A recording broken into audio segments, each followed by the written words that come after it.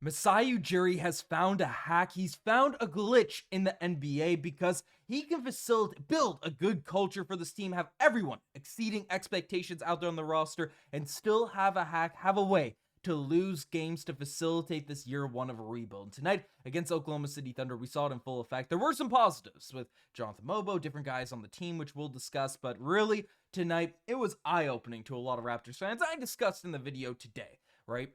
Yes, we got a couple wins. Yes, there are some exciting stuff going on with this Raptors team. People, not pushing for capture the flag, but really the Raptors are in desperate need. They desperately want, one of those top elite draft prospects in a very loaded NBA draft, so they're going all out to capture the flag. They admitted as much during media day to open up this season, but regardless of the performance, because again, sometimes players are so undeniable, it says you make that push, and that's one thing I'm hoping for, I'm rooting for this team to win every game, but regardless, the people are worried that are on the tank wagon trying to get this team to lose. Masai Ujiri has a glitch. He has a hack in order to lose games, which we'll discuss before. Again, asking you guys to subscribe to the channel. Make sure you guys, if you're part of the 67% of our viewers that haven't hit the subscribe button just yet, you guys hit that sub button. But if it's not clear in what I'm alluding to, if it's not clear in what I'm kind of saying here right now, that hack is Jakob Poeltl, because tonight, the Raptors didn't play well. It's a reality of it, and they probably would have lost regardless of the situation. But now,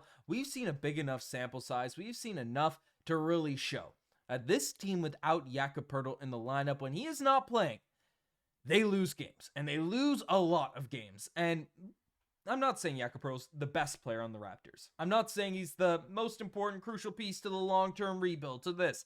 But with how the roster is currently constructed, especially when Kelly Olynyk is out with injury, this team has no real replacement, no real filler, no real guy to add what Jakob Poeltl is able to provide for this team. I mean, the squad was starting Bruno Fernando tonight, who came out, did a good job. He hustled, he brought some energy, got some rebounds. God love Bruno Fernando for coming out and bringing the energy and doing his thing out there. But without Jakob Poeltl, there's a clear night and day difference out there on the defensive end, and you see it, the Oklahoma City Thunder, who are a phenomenal team, played phenomenal in this game. Shai Gilgeous-Alexander is just a monster, but 129 points is pretty crazy out there for one squad.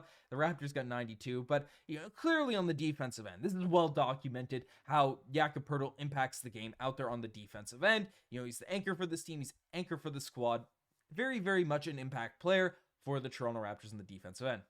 But this might come as a shock to maybe some people that haven't watched the games this year, that haven't really been that tuned in because they heard rebuild and they're like, hey, I'm not stressing about this here right now. But Jakob Poeltl is just as crucial on the offensive end. And it's weird to say because he doesn't shoot threes. He's not a lob threat.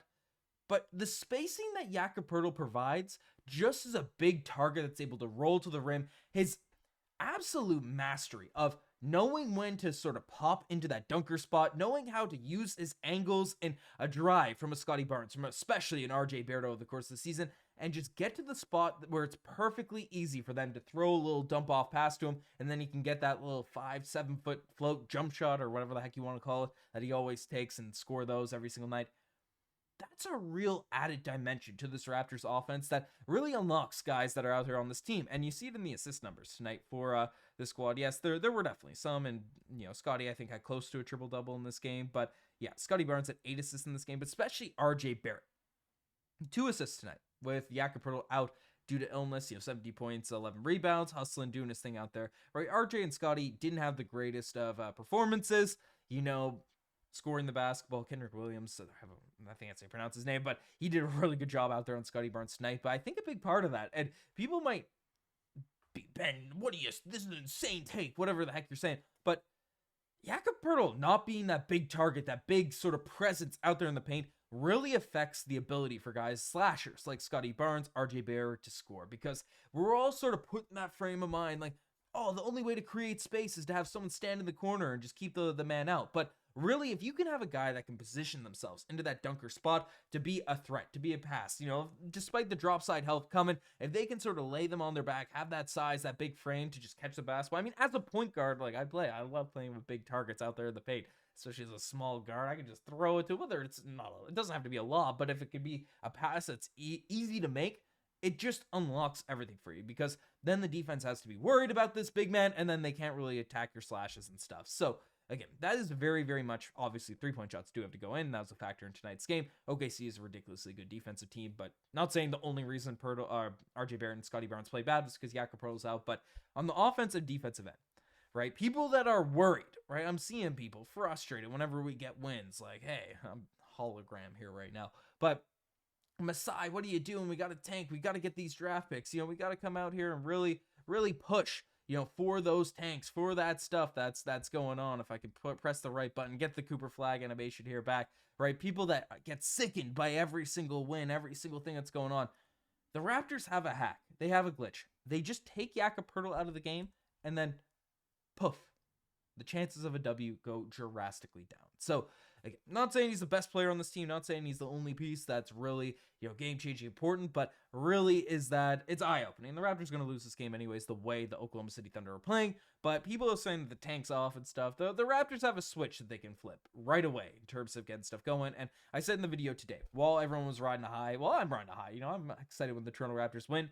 It is a bloodbath, the Raptors' schedule coming up. And again, if they play well, if Jakob Poeltl's back from illness and stuff, these are winnable games, against the Mavericks, the Knicks, the Heat, the Bulls, the Nets, but they are tough teams, especially the Mavs, Nets. Heat are going to be looking for blood out there on the road. The Knicks, again, the Rockets have been playing well. The Grizzlies are a team. The Hawks have been beating a ton of teams as of late. But, the Celtics, of course, the Magic have been red hot. The Bucks have been playing a lot better. There are a lot of teams out here that are tough matchups for the Toronto Raptors. And, again, I'm rooting for them to win every single game. But, people that are sucking and balling about losses out there this early in the season, folks, sure, we can build up that losing culture for the entire course of the year, and that might get us a better chance, 2% odds of catching the Wizards in terms of having better odds out there for Cooper Fly. But I'd much rather have this team be competitive, get some really encouraging wins, have some positive stuff to carry over, and then, if things get desperate, the race gets close out there in March and April, okay, lose some games then.